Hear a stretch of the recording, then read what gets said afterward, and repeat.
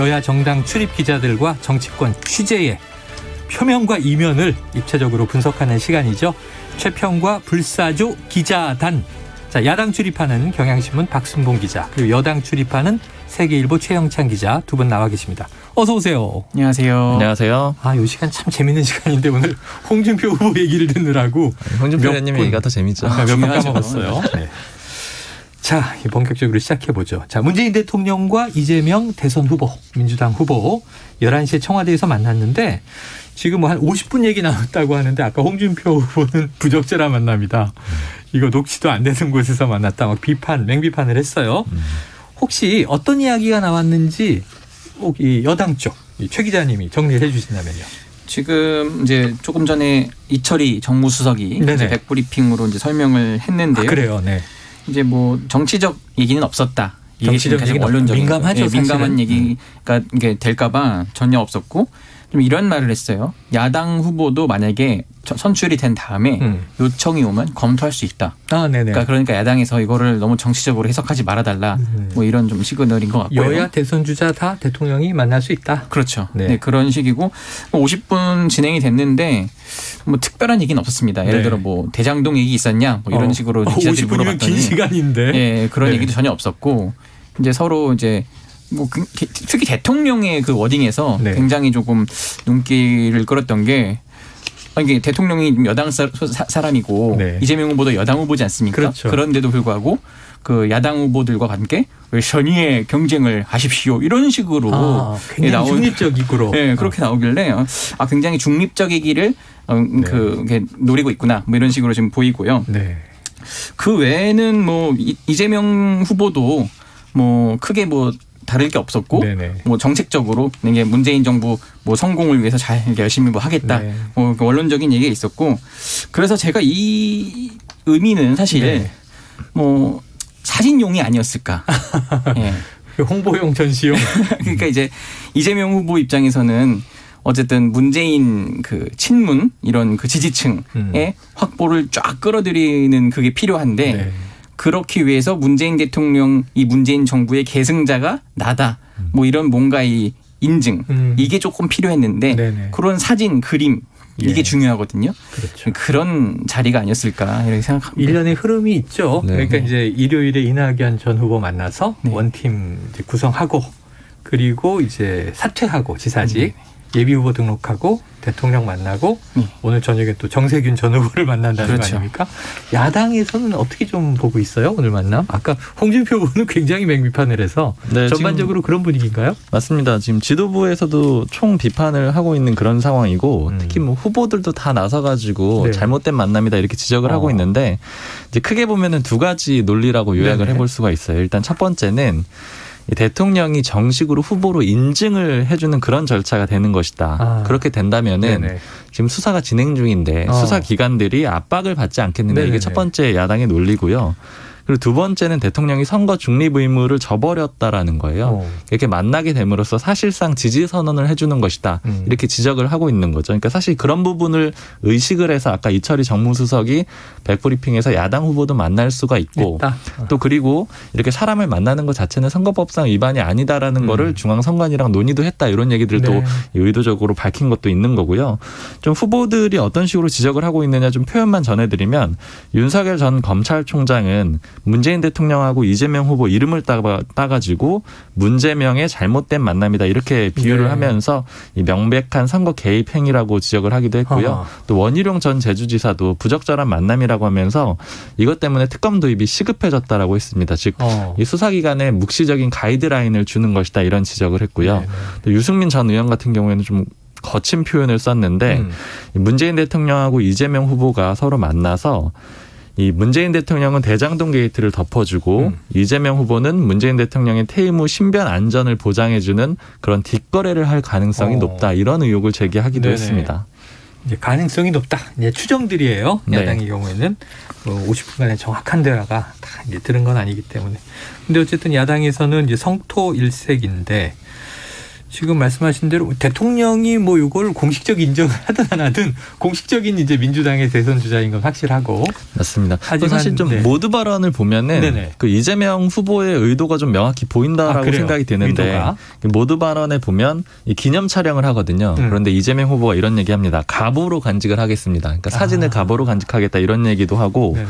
그리고 또 하나는 문재인 대통령이 시정연설을 어제 했었잖아요. 국회에서. 그렇죠. 그 시정연설을 들어보니까 제가 하고 싶은 얘기가 다 들어있어서 공감이 많이 됐다. 이런 얘기도 또 이재명 후보가 하고 또 마지막에 보면 문재인 정부가 역사적인 정부로 남을 수 있게 노력을 하겠다.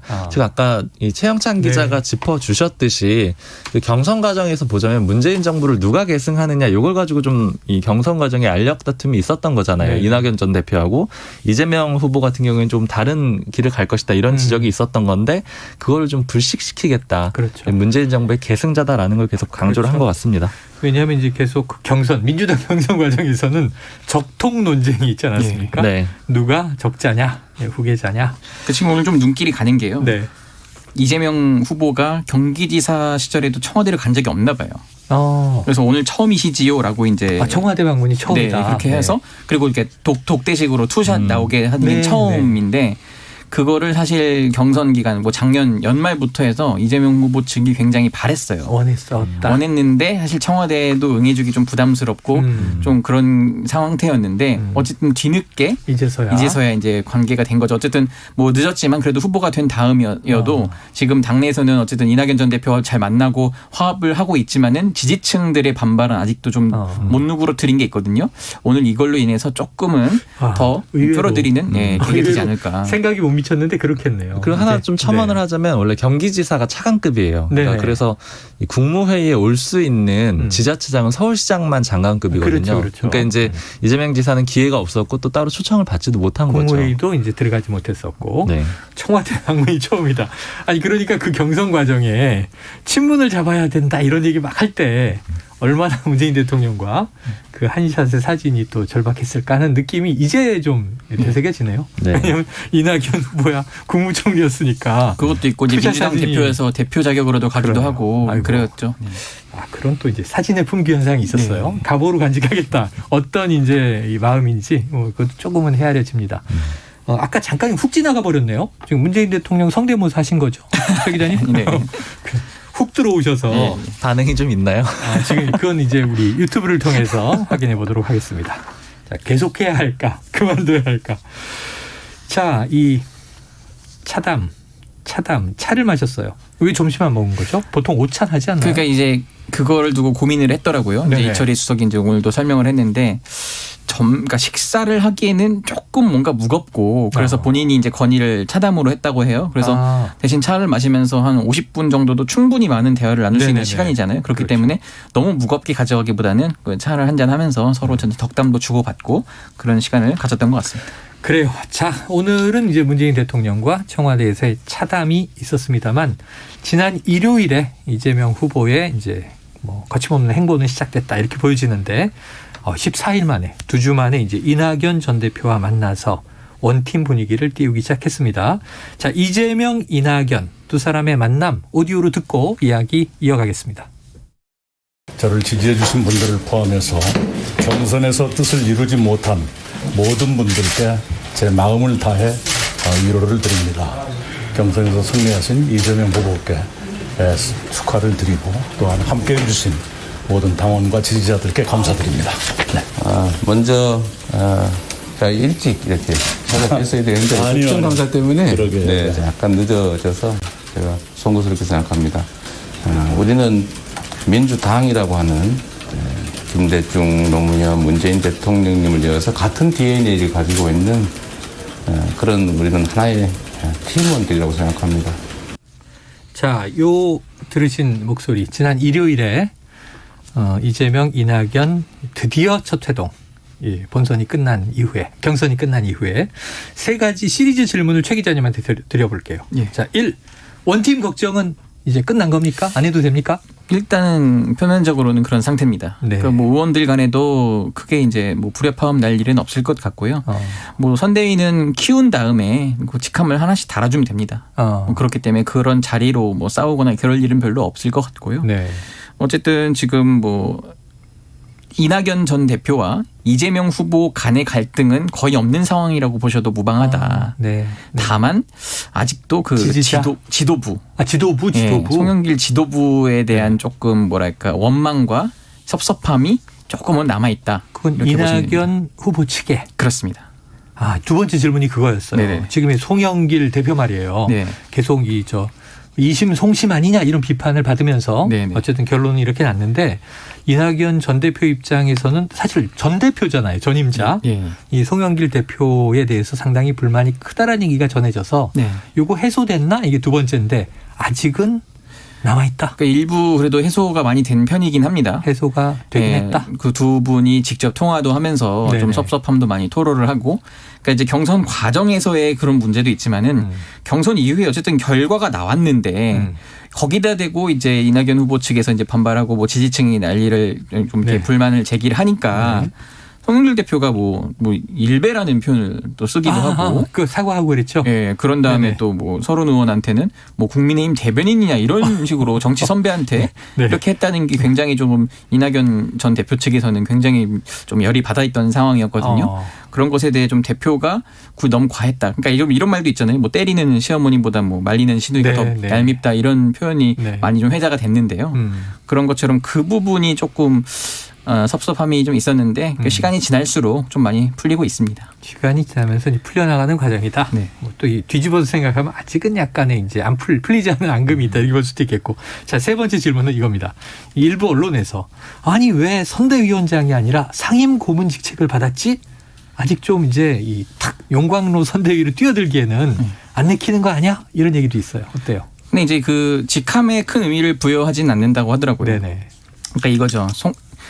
당대표가 송영길 대표인데 그럼 당대표가 상임선대위원장 원톱을 맡는다고 합니다. 네. 그럼 이제 그 후보가 일단 있고 그리고 상임선대위원장이 있고 원래는 경쟁 후보들이 공동선대위원장을 맡는 게 관례이긴 한데 그렇다고 하기에는 지금 너무 이낙연, 정세균 이런 분들이 좀 중량감이 있는 네. 경륜도 풍부한 이런 후보들인데 직제상 상임선대위원장 밑에 공동선대위원장이거든요.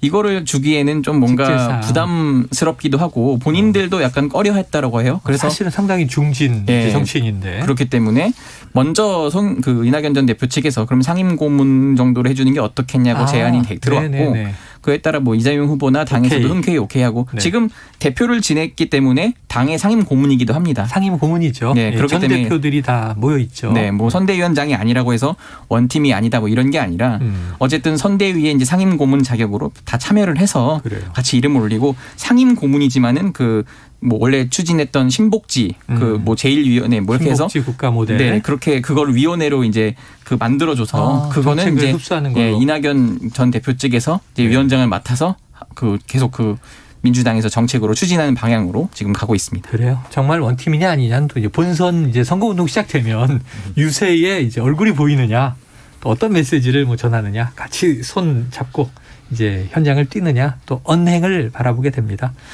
최영찬 기자님 세계 답변 거의 지금 뭐 기자보다 선대위 대변인 같은 느낌이었는데 합류하는 거 아니죠? 그럴 리가 없습니다. 네. 계속 이제 우리는 분석을 해야 됩니다. 네, 박 기자님. 네. 야당에서는 이 원팀 논란 지금 이재명 이낙연 회동 어떻게 보고 분석하고 있을까요? 일단 좀 전체적으로 여러 가지 견해들이 있기는 한데 전체적으로 보자면은 일단 쭉 만나봤을 때는 희망 섞인 기대는 아주 소수예요. 그러니까 희망 섞인 기대라고 하는 거는 이낙연 전 대표를 지지하던 사람들이 이재명 후보를 지지하지 못하고 국민의힘 쪽으로 넘어오거나 혹은 아예 투표를 하지 않거나 그러니까 아예 뭐 물러나거나 아예 투표에 참여하지 않거나 이런 식으로 가는 것이 가장 희망 섞인 기대인데 이건 아주 소수고요. 대체적인 분석은 그렇다고 하더라도 설령 경선 과정에서 불만이 있다고 하더라도 국민의힘 지지로까지 오지는 않을 것이다. 이게 좀 대체적인 분석인 것 같고요. 네. 이걸 반대로 보면은 국민의힘 내부로 봐도 마찬가지입니다. 국민의힘 내부도 대선 갈등이 만만치 않잖아요. 경선 과정에서. 네. 근데 그렇다고 하더라도 이 지지층들이 민주당으로 넘어가겠느냐라고 하면은 그렇게는 또 보지 않고 있는 그런 상황이거든요. 그리고 또 개인적으로 좀 분석을 해봤을 때는 이 원팀이라고 하는 게 어느 정도 개념으로 봐야 되는지도 좀 애매한 것 같아요. 그러니까 기본적으로 원팀이라는 게 정당 내에서 하나의 의견만 나온다라는 게 이제 정당이 건강하다고 볼 수도 없는 그렇죠. 것이고 네. 경선 과정에서 여러 지지자들이 나눠져 있는 건 어느 정도는 당연한 거잖아요. 그러니까 다만 그래서 이제 원팀이라고 한다면은 최종적으로 선거에 돌입을 했을 때 상대 진영으로 넘어가면은 이건 원팀이 아니라고 할 수 있겠고 네네네. 또 예를 들어서 따로 출마를 한다. 네. 삼지대에서 나간다. 이런 것도 원팀은 아니라고 할 수 있겠죠. 근데 이런 정도가 아니라고 하면 큰 그림에서는 다 원팀으로 네. 가지 않겠느냐 이렇게 불만을 보고 있습니다. 제기해도 우리 진영에 남아 있다면 네. 우리 후보를 찍을 거라면 그 정도 선에서 원팀이다. 그렇죠. 이제 아주 좀 실리적인 해석을 해주신 것 같아요. 자, 이재명 후보 본격적인 대선 채비에 뭐 매일매일 진도를 나가면서 박차를 가하고 있는데 제일 이게 활용점정이 선대위 출범이잖아요. 네. 출정식을 딱 하면서 10월 10일 본선 주자 확정 때 컨벤션 효과 못 누렸다. 이런 얘기 많은데 네. 지금 그때 컨벤션 효과를 누려야 되는 거지 않습니까? 그렇죠. 근데 이제 선대위 명단이 이제 궁금해요. 외부 인사 영입이라든가 내부에서는 어떻게 되는지 취재하고 계시죠? 지금 네, 풀어주시죠. 다각도로 알아보고 있는데 네네. 그러니까 이제 공동선대위원장에 젊은 세대, 2030 세대를 좀 대표할 만한 인물을 찾고 있고 네. 그리고 40대 여성, 뭐 그 주부 뭐 이런 식으로 표현을 했는데 네네네. 그러니까 이재명 후보가 지지율이 좀 취약한 층이 딱 그 정도라고 해요. 40대 여성층? 여성과 뭐 20, 30대들. 네. 이 때문에 이쪽 관련된 외부 인사를 찾는데 없다는 거예요, 지금. 없다. 막 네네. 심지어 뭐 어떤 의원은 추천 좀 해달라 뭐 이런 얘기까지 했는데 네. 정말 그것 때문에 많이 골머리를 네. 앓고 있는데 어쨌든 뭐 당장 출범식 때 짠 하고 이렇게 나올 사람은 없지만은 네. 어차피 선대위는 그 발을 쪽을 하더라도 계속 규모를 키워간다고 하니까요. 좀 늦게라도 좀 합류를 시킬 것 같고 네.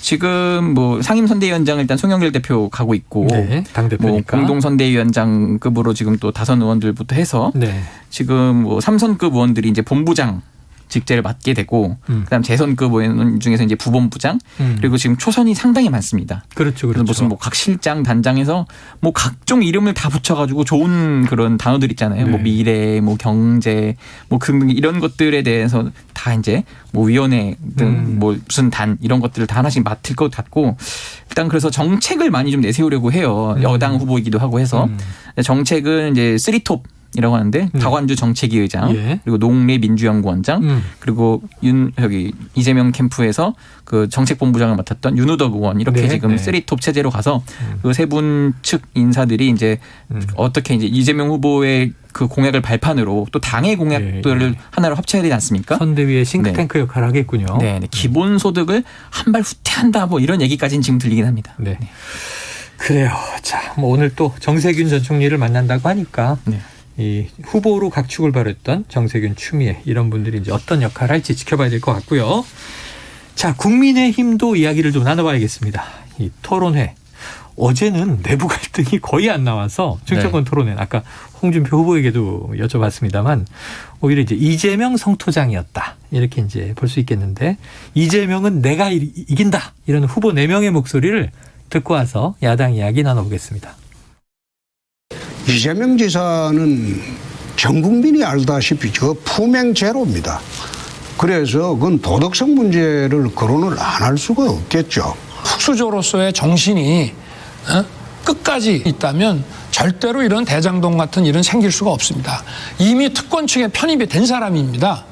불법과 비리로 뒤덮인 저 이재명 후보로 끝까지 간다면 저는 이재명 후보는 대한민국 경제를 망치는데 훨씬 더 가속 페달을 밟을 사람입니다. 기본소득은 돈을 뿌리는 것이고 미래 세대의 기회를 훔치고 파괴하는 것이다. 네, 자 지금 뭐 4명 후보 목소리 듣고 오셨는데요. 다 내가 이재명의 맞수다 이런 주장인데 홍준표 후보는 뭐 품행 제로다. 윤석열 후보는 흑수저 아니다. 변호사로 사실은 괜찮았다. 이런 얘기들을 하고 있습니다. 자, 박승무 기자님에게 여쭤봐야 될 것이 아까 홍준표 후보는 경선 룰 말이에요. 네. 그냥 사지선다로 결정된 거다. 이렇게 받아들이더라고요. 그래서 이제 이 1대1 양자 가상 대결이라는 기상천외한 방식은 적용될 수 없는 거다. 근데 아까 속보는 2가지가 막 혼합된 걸로 얘기가 돼서 좀 복잡했는데 어떻게 결정됐는지 정리 한번 해주세요. 네, 일단 오전에 선관위에서 최종적으로 결론을 내렸다 그래요. 네. 이제 그거를 기자들한테 브리핑하는 과정에서는 좀 명확하진 않거든요. 혼란이 어떻게 있었군요. 표현을 하냐면 이렇게 얘기를 합니다. 1대1 가상 대결을 전제로 해서 본선 경쟁력을 묻는 방식이다. 이렇게 얘기를 하는데 네. 그러니까 무슨 얘기인지 잘 모르겠잖아요. 그래서 기자들이 여러 번 질문을 했는데 뚜렷하게는 얘기를 안 하더라고요. 아하. 근데 이제 다만 질문은 하나이고 또 이재명 후보와의 가상 대결을 전제로는 한다. 이런 정도로 설명을 했고요.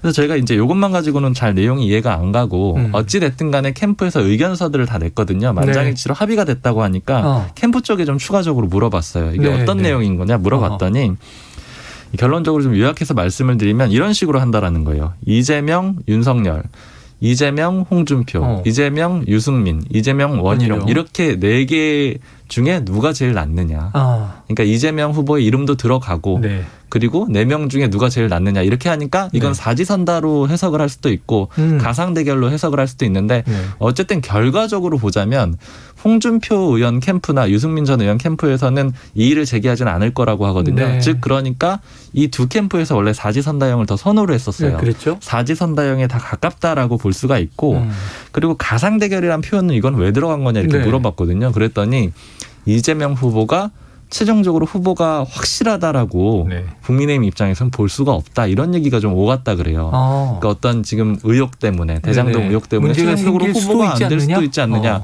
우리가 먼저 나서서 후보로 확정해 줄 이유는 없다. 이렇게 얘기를 해서 이제 가상 대결 형태다. 이렇게 얘기를 했다라고 합니다. 그래서 가상 대결이다. 어쨌든 이제 민주당의 후보로 이재명이 나온다면 이라는 전제를 깔고 근데 결국은 이 4명 이재명 대 뭐 홍준표, 이재명 대 윤석열, 이재명 대 유승민, 이재명 대 원희룡 하고 여론조사 한 번 찍는 거죠. 그렇죠. 이 중에 이제 그냥 한 명을 선택을 하는 거죠. 어떤 경우를 고르면 되겠느냐 이런 식의 선택이 될 수가 있고 사실 어느 정도 예상이 좀 됐었던 게 이준석 대표도 어제 이 기존의 방식이 낫다라는 입장을 냈고 오늘 또 김기현 원내대표도 비슷한 얘기를 했었죠. 네, 사실은 오늘 상당히 합의되지 않을 수도 있겠다. 갈등의 골이 길어질 수도 있겠다 그랬는데 이건 결정이 마무리된 것 같습니다. 자, 그래요. 지금 캠프 조직 관련해서 윤석열 후보가 내년 6월 지방선거 출마가 거론되는 전현직 중진 의원들을 캠프의 공동선대위원장으로 막 영입을 하고 있어요. 그러니까 여기에 대해서 지금 홍준표 후보는 공천을 미끼로 이 사람들을 영입하고 있는 거 아니냐 비판을 했는데 그럴 가능성은 어떻게 보세요? 그렇습니까? 사실 당 후보가 대선 후보가 당 대표이기도 하거든요. 선출이 되면 당권을 다 갖는 거죠? 맞습니다. 그러니까 사실상의 당 대표 역할과 대선 후보 역할을 동시에 하도록 돼 있고 국민의힘에는 당원에 아예 그렇게 규정이 돼 있어요. 모든 당무를 우선해서 결정할 수 있는 권한을 갖도록 돼 있습니다. 그런데 실질적으로 보자면은 사실 어떤 선거가 있을 때 공천을 하는 주체는 당대표는 엄밀하게는 아니에요. 공천관리위원회를 세워가지고 그 관리위원회에서 하는데 실제로는 당 지도부가 거기서 영향을 입김을 주면서 이제 자기 사람을 심기도 하고 이런 과정들이 있는 거죠.